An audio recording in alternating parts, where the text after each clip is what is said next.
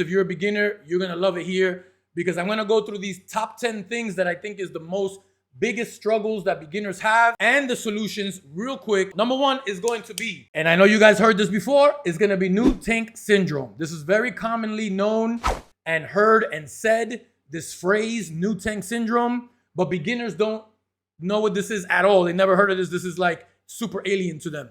But it happens to every single one of us. New tank syndrome is basically adding fish before the cycle finishes. So most of us go to the fish store, we talk to the guys at the fish place, we say, we like that fish, we want to get this all into the tank right away. And they tell us, well, is your tank cycled? And we look like a deer in headlights and we don't know what they're talking about. And they say, yeah, ammonia is going to be present in your tank and it's going to kill your fish. And we're like, what are you talking about? Ammonia, what is that? Why don't fish swim in the water? Don't they live in water? Why would they die? I don't understand. So some of us listen to those precautions and some of us completely disregard them, right? And then we get into new tank syndrome. Our new fish die. The tank looks horrible. We get frustrated and many people quit before they've had a chance to really dive in and enjoy this hobby, all due to new tank syndrome. And the solution is very easy. The answer is cycle the tank before you start stocking fish. With that said, people, many of you guys already know that I have a very well-established bypass to just letting your tank sit and cycle before getting fish, because nobody wants to do that, right? We all want the gratification right now. Trust me, I understand. So for those of you that don't know, Chem Prime and Chem Stability every single day, one dose every day, and you can add the fish to your brand new tank on the same day that you get it. If this is the first time that you're hearing about this, the Prime and Stability method to get fish in the tank on day one, you need to go find my video because I have a whole detailed video on exactly how that works. But the point is this, you have to have the tank either cycled or cycling with some product before you add those fish in the tank, or they will die. Absolutely true. Number two is gonna be bacterial bloom. Cloudy water from a bacteria spike. Many beginners get their tank started and get it going, and they start to freak out the moment that the water gets cloudy and foggy, and they don't know what to do. They start panicking, water changing, trying all these different products, and they make the problem even worse than what it already is. Okay, bacterial bloom is very common. It's normal to happen in a new tank. What's happening is you are beginning to grow bacteria in your tank. The first type of bacteria that actually grow are the type of bacteria that are seen to the naked eye. That cloudy, foggy water is actually bacteria that is visible to you. But that bacteria, as your tank matures with time, will eventually go away on its own when it's starved out by the other beneficial bacteria that we need in our tank, which you cannot see with the naked eye. And then your water will become clear. The solution is don't panic. Don't start doing a bunch of water changes because water changes is going to reset that bacterial bloom every time. Don't start adding a bunch of clarifying products because you're just wasting your money. Leave the tank alone, let things settle down, and don't add too many fish right off the top, right off the bat. And number three is going to be overstocking, right? This ties into bacterial bloom. Too many fish in too small a space. We go to the fish store, we see all these beautiful fish that we want, that we like because they look really nice and pretty, and we just buy a whole bunch of fish and we think, hey, you know, it's going to be fine. They're all in water. But fish grow. Fish get stressed. Fish need space. That myth about a fish will only grow to the size of the tank that you keep them in, that's total BS. That's not how it works. The fish are still going to grow to the size that they have the potential to grow to. Maybe not totally physically on the outside, but the internal organs are still going to want to grow. And if they're in a cramped space in a tank that's too small, that's going to stress them out and be detrimental to your fish. Next one, number four, is overfeeding. Beginners think of fish like we think of cats and dogs. We want to feed the crap out of our cats and dogs and any of our other pets. But with fish, it's different because they're in a volume of water. And while you may think that you're doing something good for them by feeding them a lot and watching them go after all this food, you're really not. Overfeeding causes a ton of problems, not only in your tank's water quality, but also in the health of the fish themselves. Let me say this right now. Fish will literally eat themselves to death If you put food in the tank, they are going to want to eat it, even if they get so bloated that they can't poop that food out, and they will kill themselves. Another thing that beginners need to know is that fish are supposed to look hungry. When you walk into the room and they swim to the front of the glass and they're all going crazy because you're there and you could tell that they want food, they're supposed to look like that. That's normal. That's the sign of a healthy fish. Fish with appetite that want to eat are signs of a healthy fish. The opposite of that is signs of something going wrong, like disease or parasites, is when your fish look like they don't want to eat. When they have no interest at all in any food that you put in the tank, that's a problem.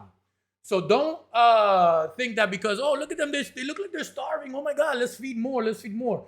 You're gonna destroy the water quality. You're going to possibly make your fish sick. They could even die from it. Don't overfeed. Number one problem that we all have as beginners. Number 5 is gonna be weak filtration. Many of us go to the pet store and we buy this all-in-one kit, the tank with the filter, with the thing and that thing. And we get, these little rinky-dink kind of filters. Sometimes they're hang-on back filters that name brand at all. And they got these cartridges in them that you got to replace every week or something like that. That kind of filtration might make you feel like it's actually doing its job and filtering the tank, but it's absolutely not. Those cartridges are becoming a home for your beneficial bacteria that is needed in your tank.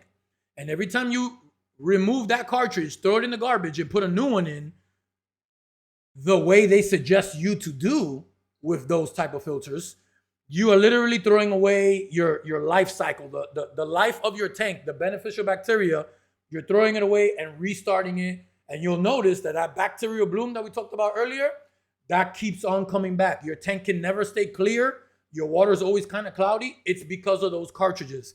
It's because you have a weak filtration and you're not turning the water over enough. So it's okay if you want to go get those all-in-one sets, right? But if there's anything that you need to upgrade right away, is that filter. Get yourself a regular, $30 hang-on back filter that doesn't use those cartridges, and you'll be golden. Number 6 is gonna be skipping water changes. Dirty water is gonna result in sick fish. You might go around the internet and do a whole bunch of research, and you might find some people talking about how important water changing is, like your boy, and you might find some people that talk about how water changes are unnecessary. I implore you to do your own research. I implore you to look at the creators that you enjoy watching and look at their tanks. Look at how they keep their fish. Look at the quality of their fish. Look at the quality of their water. And if you like what you see, then you should be doing what that creator does. If you like the way the tanks look from those guys that don't do any water changes ever, and you're okay with the way those things are looking and running, then you can do what they do. It's all up to you. You can make your own choices. But on this stream, I'm going to tell you how important water changes is, okay? How important water changes are, Your fish are living in their own toilet. They're peeing, they're pooping, they're literally creating ammonia as they breathe out into the water column. All of their organic waste turns into ammonia.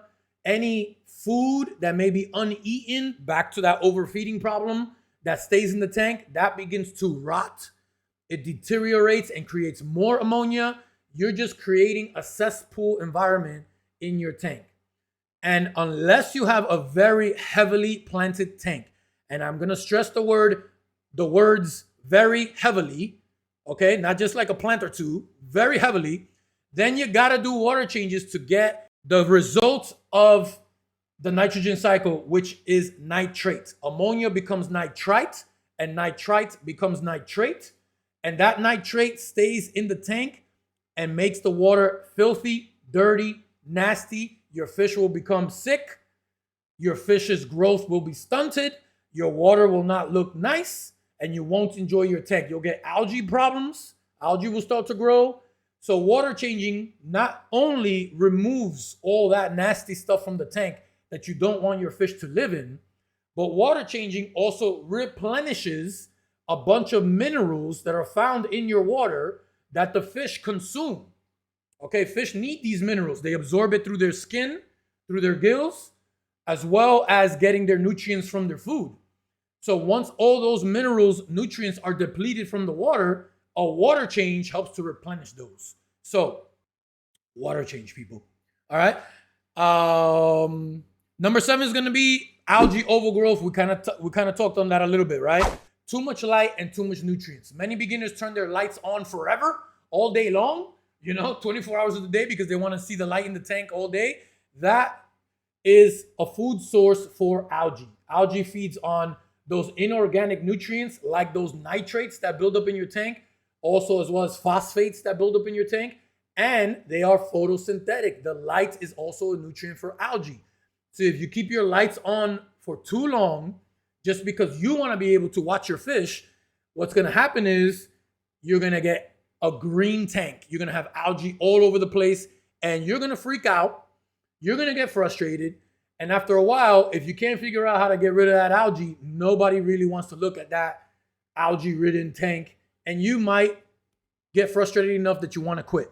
So we want to avoid that. We want to avoid beginners getting so frustrated that they can't figure it out and then leave the hobby altogether, when it's a really easy solution, right? Reduce your light, reduce your food, do your water changes and get those nutrients out.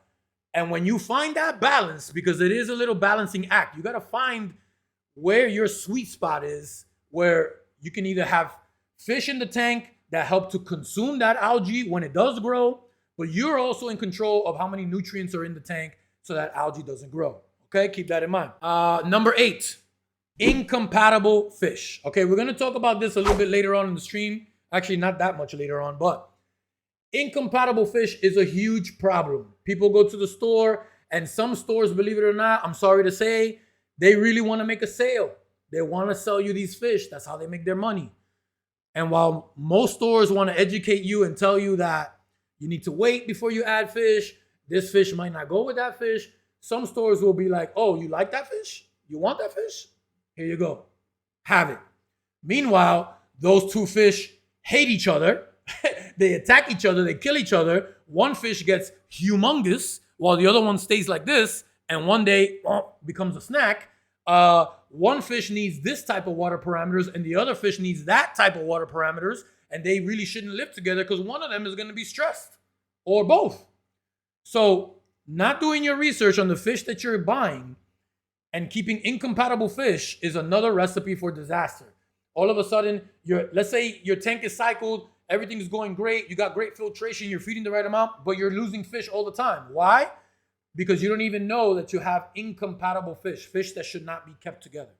With that being said, I want you to take that with a grain of salt, because in this hobby, there's a ton of people that love to tell you that fish cannot be with that fish. And while there is some truth to that, there are plenty of exceptions to that rule. And I have proof back here, okay? When we get to the Q&A section, you guys can ask me how I do these things. But I got arowana with discus. I've got American blood parrots with African cichlids. I've got Lake Tanganyika frontosa with Malawi cichlids. I've got things happening here, all right? So try things, but don't go crazy. Don't go all the way left, thinking that you can do this impossible thing. But also, don't just say, hey, they told me I can't keep these two fish together, and assume that that's fact, because there's always a gray area, okay? Number 9, no water testing. Flying blind on water quality. If you start up your new tank and you don't test your water and you don't know what's going on, you're going to lose in this hobby big time, big time. You have to test your water. There's no way for you to know what's in your water, what has changed in your water, what parameters are in there for the specific fish that you have, unless you test your water. And in the beginning, I remember my beginning, I was kind of going a little crazy with the testing. I was testing every day. Testing for ammonia, nitrate, pH, making sure the temperature was right. I was testing every day. I was a fanatic. And that's, in my eyes, in my opinion, that's kind of normal. I think that's the way you probably should be in the beginning when you're kind of learning this whole thing. After a while and you get more experience, the testing does slow down because you start to become one with your tank, right? You can tell how fast nitrates rise. You already got temperature probes in the tank. You know what your pH is, right? So your testing does slow down. That doesn't mean that you stop testing completely, but especially in the beginning, you need to be testing your water. If not, you won't know what's going on. Finally, number 10, and this is a big one, quarantine. I talked about it in plenty of videos. I talked about it all the time. And beginners hear this word quarantine and completely brush it off. They're like, that's just being overly protective. You guys are being super anal. I don't even know if I can say that. But most beginners are like, nothing's going to happen. It's all right. It's fine. And let me say this. I say the same thing all the time when I talk about quarantine, okay? There's two types of aquarium hobbyists in this hobby. The first type is the person that quarantines their new fish because they've experienced what not quarantine does. They've lost fish. They've had disease spread in their tank. They've lost maybe their entire tank, had an entire tank wipe. This has happened to me. I've wiped an entire tank over there, 150 gallon. That's type 1. And type 2 is the type that doesn't quarantine because they've never experienced any disease, loss of fish. They've never had anything bad happen to them yet. Which one you are, it's up to you, okay? So quarantine your new fish, very, very important, not only for disease prevention and treatment, but also because new fish are typically very stressed. You are moving them from one environment to another. You're moving them from one water parameter at the store to another water parameter in your house. And these stressed fish need some time to settle in and get used to the way you do things. If you put them in a tank right away with established fish, they may go after them. They may pick on them, especially when it comes to African cichlids. You really don't want to put brand new fish right into a tank with aggressive fish. That fish is probably not going to make it. So quarantine for those two reasons. I've got to do a little bit of plugging here, okay? Because this live stream is brought to you by the KaveMan Aquatics, okay? So, guys, if you don't already know, this live stream, we do this 2 times a month, every other week for channel members. If you're joined the Tank Boss level channel membership, you can jump on the live stream with us. Is everyone that has those KaveMan Aquatics badges here in the chat, those are channel members, and they can attest to how fun of a time we have every time we do our live streams. It's always cool. It's always fun. On top of that, you get a bunch of other perks like behind the scenes stuff. Sometimes I put out members only videos. You get your loyalty badges. You get these little emojis. You get a bunch of perks. Go check it out on the channel. Hit the membership tab, and you can read up all the perks that you get by joining the channel membership. Next, we got my Crystal Clear Water book. If you guys are having problems with cloudy water, especially you beginners, make sure you check out that book. I have a free ebook, an ebook version. You can go to my website, KaveManAquatics.com, download the free ebook, or you can buy the paperback version. I think I got it for like $10. Either one is going to be great. You're going to love that book. Then we got our African cichlid course. Okay, now this African cichlid course is everything that you need to know on keeping African cichlids. If you like what you see back there and you want to try those challenging fish that are a little bit of a step up, there's really nothing to it. You just got to learn what you need to learn. And once you got it down packed, you'll be able to keep African cichlids no problem. That is a full-blown online course. Check it out at KaveManAquatics.com. You can buy that over there. Finally, the last thing that I want to tell you guys about is the Aqua Builder app. If you guys don't already have the Aqua Builder app, I don't know what you're waiting for, but the Aqua Builder app is everything that an aquarist needs in there, okay? We have setting up brand new tanks for beginners.